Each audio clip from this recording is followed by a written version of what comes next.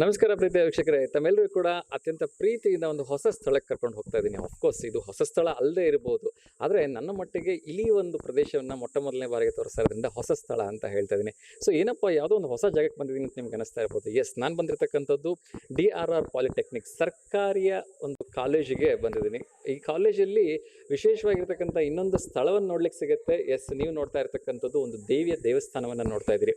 ಏನು ಸರ್ಕಾರಿ ಕಾಲೇಜಲ್ಲಿ ದೇವಿಯ ದೇವಸ್ಥಾನ ಅಂತ ಹೇಳಿದ್ರೆ, ಅಫ್ಕೋರ್ಸ್ ಸರ್ಕಾರಿ ಕಾಲೇಜಿನಲ್ಲಿ ಒಂದು ದೇವಿಯ ದೇವಸ್ಥಾನವನ್ನು ನಿಮಗೆ ನೋಡಲಿಕ್ಕೆ ಸಿಗುತ್ತೆ. ಅಲ್ಲಿ ಇವತ್ತು ಏನಕ್ಕಪ್ಪ ನಾನು ಇಲ್ಲಿ ಬಂದಿದ್ದೀನಿ ಅಂತ ಹೇಳಿದ್ರೆ, ಸರ್ಕಾರಿ ಕಾಲೇಜ್ ಅಂದರೆ ಎಲ್ಲರೂ ಓದಿದ್ರು ಆಯಿತು, ಅವ್ರ ಪಾಡಿಗೆ ಆಯಿತು, ಹೊರಟೋಗ್ಬಿಡ್ತಾರೆ.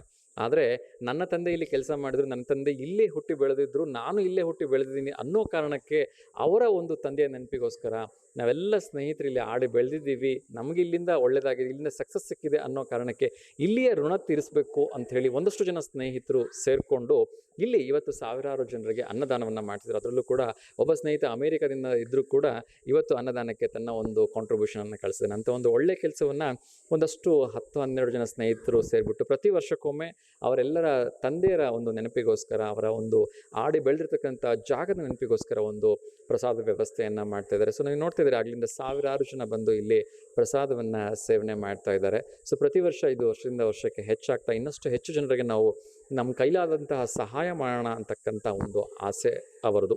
ಸೊ ಬನ್ನಿ ಹಾಗಾದರೆ ನೋಡೋಣ ಏನೆಲ್ಲ ಮಾತಾಡಿದ್ರು ಅಂತ ಹೇಳಿ.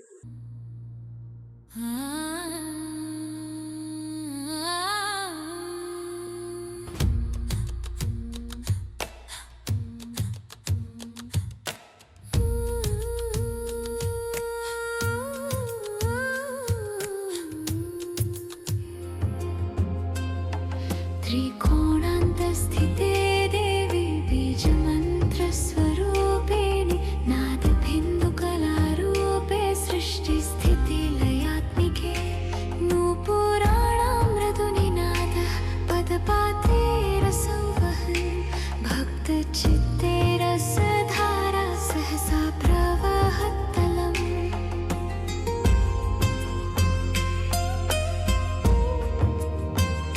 ಎಸ್ ವೀಕ್ಷಕರೇ, DRR ಪಾಲಿಟೆಕ್ನಿಕಲ್ಲಿ ಇವತ್ತು ನಡೀತಾ ಇರ್ತಕ್ಕಂಥ ಅನ್ನ ಸಂತರ್ಪಣೆಯನ್ನು ಆಯೋಜನೆ ಮಾಡಿರ್ತಕ್ಕಂಥ ಸಾಕಷ್ಟು ಜನ ಸ್ನೇಹಿತರು ಇಲ್ಲಿದ್ದಾರೆ.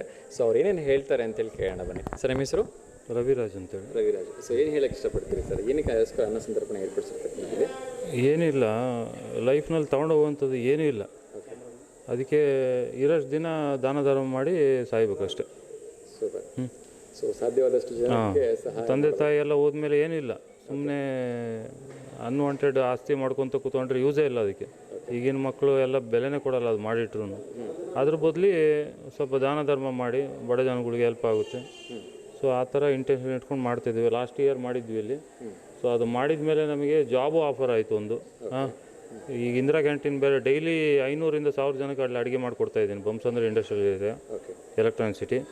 ಸೊ ಈಗ ಮತ್ತೆ 2ನೇ ವರ್ಷದಲ್ಲಿ ಮಾಡ್ಲಿಕ್ಕೆ ಬಂದಿದ್ದೀವಿ. ಓಕೆ. ಸೊ ಇಲ್ಲಿರ್ತಕ್ಕಂಥ ದೇವರ ಪವಾಡದ ಬಗ್ಗೆ ಏನು ಹೇಳ್ತೀವಿ ಸರ್? ದೇವ್ರ ಪವಾಡ ಅಂದರೆ, ಇದು 83ಯಲ್ಲಿ ನಮ್ಮ ತಂದೆ ಜಸ್ಟ್ ಒಂದು ಮರ ಇತ್ತು, ಅದಕ್ಕೊಂದು ಟೆಂಪಲ್ ಥರ ಮಾಡಿದ್ರು ಕಲ್ಲಿಟ್ಟು. ಅದು ಹಂಗೆ ಕ್ರಮೇಣ ಅವರು ಎಕ್ಸ್ಪೋರ್ಟ್ ಆದಮೇಲೆ ಹಂಗೆ ದೊಡ್ಡದಾಗಿದೆ ಈಗ. ಓಕೆ. 83ಯಲ್ಲಿ ನಾವು ಚಿಕ್ಕ ಮಕ್ಕಳು, ಆವಾಗದಿಂದನೂ ಇಲ್ಲಿ ಆಟ ಆಡ್ಕೊತ ನಾವು ಬೆಳೆದಿರೋದು ಡಿಪ್ಲೊಮಾ ಇಂಜಿನಿಯರಿಂಗ್ ಕಾಲೇಜಲ್ಲಿ. ಸೊ ಹಂಗಾಗಿ ಸೊ ಅದು ಕಂಟಿನ್ಯೂ ಆಗಿದೆ ಅಷ್ಟೇ. ನಾವು ಇಲ್ಲಿ ಆಟ ಆಡಿ ಬೆಳೆದಿರೋದು ಇಲ್ಲೆಲ್ಲ ಸೆಕ್ಷನಲ್ಲಿ. ಓಕೆ. ಸೊ ಅದು ನಮಗೆ ಇಲ್ಲಿ ಮಾಡಲಿಕ್ಕೆ ಅನುಕೂಲ ಆಯಿತು. ಮತ್ತು ದೇವರ ಅನುಗ್ರಹ, ನಮ್ಮ ತಂದೆ ಇಲ್ಲೇ ಲೆಕ್ಚರ್ ಆಗಿದ್ದರು.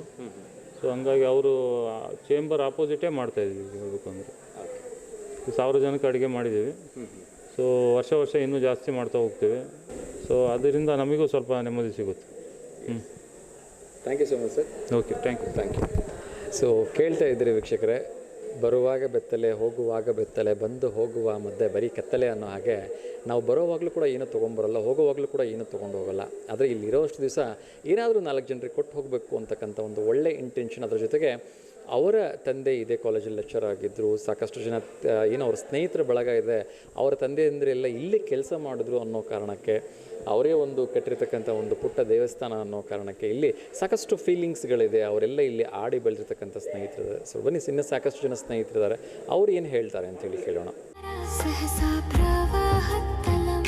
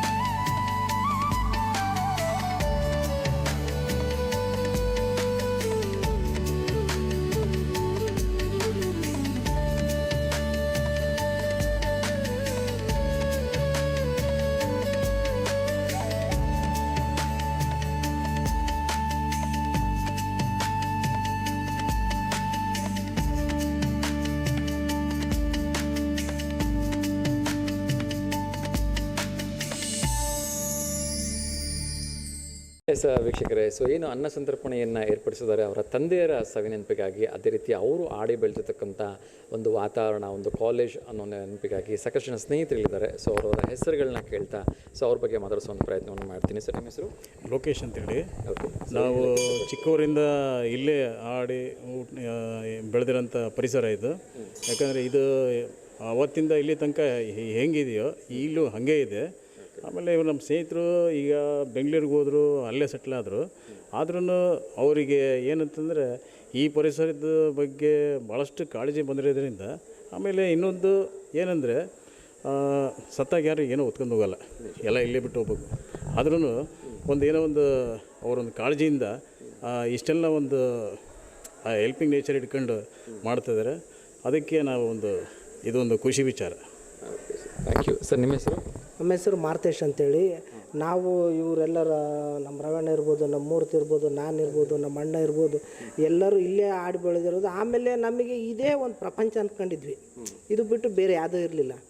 ಆಮೇಲೆ ಗೊತ್ತಾಯಿತು ಇದು ನಮ್ಮ ಸ್ವಂತ ಮನೆ. ಹಂಗಾಗಿ thank you so much. Sir, ನಿಮ್ಮ ಹೆಸರು?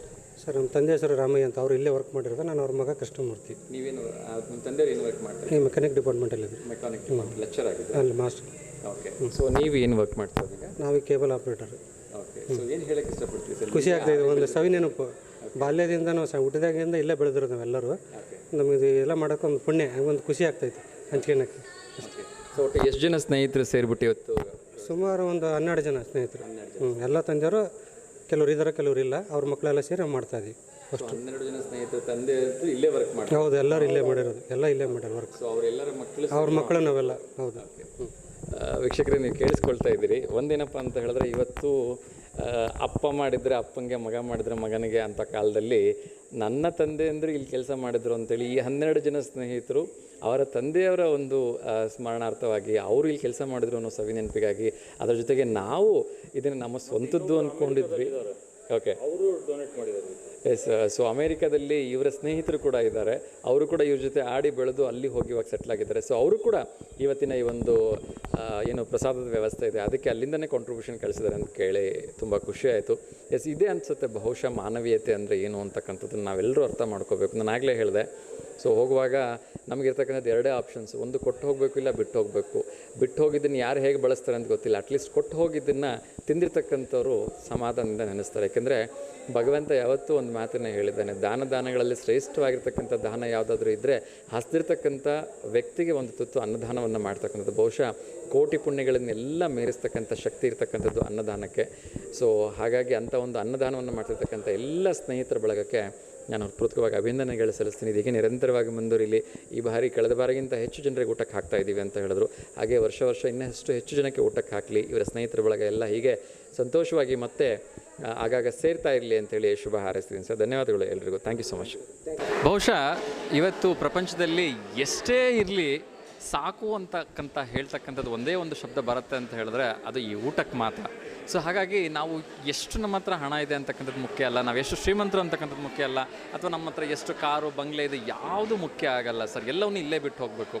ಆದರೆ ಹಸ್ದಿರ್ತಕ್ಕಂಥ ಒಂದು ಜೀವಕ್ಕೆ, ಒಂದು ಪ್ರಾಣಿಗೆ, ಒಂದು ಪಕ್ಷಿಗೆ ನಾವು ಕೊಡ್ತಕ್ಕಂಥ ಒಂದು ತುತ್ತಿನ ಆಹಾರ ಇದೆಯಲ್ಲ, ಅದು ನಿಜಕ್ಕೂ ಕೂಡ ತುಂಬ ದೊಡ್ಡ ಒಂದು ಪುಣ್ಯಕ್ಕೆ ನಮ್ಮನ್ನು ಕರ್ಕೊಂಡು ಹೋಗುತ್ತೆ ಅಂತ ಹೇಳಿದ್ರೆ ತಪ್ಪಾಗಲಿಕ್ಕಿಲ್ಲ. ಬಹುಶಃ ಎಷ್ಟೋ ಕೋಟ್ಯಾಂತರ ರೂಪಾಯಿ ದುಡ್ಡಿದ್ರೂ ಕೂಡ ಇಂಥ ಒಂದು ಅನ್ನದಾನವನ್ನು ಮಾಡ್ತಕ್ಕಂಥ ಪುಣ್ಯ ಎಲ್ರಿಗೂ ಸಿಗಲಿಕ್ಕಿಲ್ಲ. ಬಹುಶಃ ಸಿಕ್ಕಿರ್ತಕ್ಕಂಥದ್ದು ನಿಜಕ್ಕೂ ಅದೃಷ್ಟವಂತರು. ಅದೇ ರೀತಿ ಇಲ್ಲಿ ಊಟ ಮಾಡ್ತಾ ಇರ್ತಕ್ಕಂಥವ್ರು ಕೂಡ ಅಷ್ಟೇ ಅದೃಷ್ಟವಂತರು ಅಂತ ಹೇಳಿ ನಾನು ಹೇಳೋದಕ್ಕೆ ಇಷ್ಟಪಡ್ತೀನಿ. ಸೊ ನಾನು ಕೇಳ್ಕೊಳ್ತಕ್ಕಂಥದ್ದು ಇಷ್ಟೇ, ನಿಮ್ಮ ಹತ್ರ ಎಷ್ಟೇ ದೊಡ್ಡ ಶ್ರೀಮಂತಿಕೆ ಇರಲಿ, ಎಷ್ಟೇ ಹಣ ಇರಲಿ, ಸಾಧ್ಯವಾದರೆ ವರ್ಷದಲ್ಲಿ ಒಂದು ದಿವಸ ಆದರೂ ನಿಮ್ಮ ಹುಟ್ಟುಹಬ್ಬ ಆಗಿರ್ಬೋದು, ಅಥವಾ ನಿಮ್ಮ ಆ್ಯನಿವರ್ಸರಿ ಆಗಿರ್ಬೋದು, ಅಥವಾ ನಿಮ್ಮ ಮಕ್ಕಳ ಹುಟ್ಟುಹಬ್ಬ ಆಗಿರ್ಬೋದು, ಅಥವಾ ನಿಮ್ಮ ತಂದೆ ತಾಯಿಯರ ಒಂದು ಆ್ಯನಿವರ್ಸರಿ, ಅಥವಾ ಅವ್ರ ಬರ್ಡೇ, ಅಥವಾ ಅವರ ಒಂದು ಏನು ಅಂತ್ಯಗೊಂಡಿರ್ತಕ್ಕಂಥ ದಿವಸ ಆಗಿರ್ಬೋದು, ಯಾವುದೋ ಒಂದು ದಿವಸದ ನೆಪ ಇಟ್ಕೊಂಡು ಒಂದು 5-6 ಜನರಿಗಾದರೂ ಊಟ ಹಾಕಿ ನಿಜಕ್ಕೂ ಕೂಡ ಆ ಭಗವಂತ ಮೆಚ್ತಾನೆ. ನಮ್ಮ ಹತ್ರ ಕೋಟಿ ಗಂಟಲೆ ಹಣ ಇರೋದು ಮುಖ್ಯ ಅಲ್ಲ, ನಾವು ಎಷ್ಟು ಜನರಿಗೆ ಊಟ ಹಾಕ್ತೀವಿ ಅನ್ನೋದು ಮುಖ್ಯ ಆಗುತ್ತೆ ಅಂತೇಳಿ ಹೇಳ್ತಾ, ಸೊ ಇವತ್ತಿನ ಅರ್ಥಪೂರ್ಣ ಕಾರ್ಯಕ್ರಮಕ್ಕೆ ವಿರಾಮ ಹಾಡ್ತಿದ್ದೀನಿ. ಸೊ ನಿಮಗೆ ಇವತ್ತಿನ ಕಾರ್ಯಕ್ರಮ ಇಷ್ಟ ಆಗಿದೆ ಅಂತೇಳಿ ಭಾವಿಸ್ತೀನಿ. ಎಲ್ರಿಗೂ ಒಳ್ಳೆಯದಾಗಲಿ. ನಮಸ್ಕಾರ.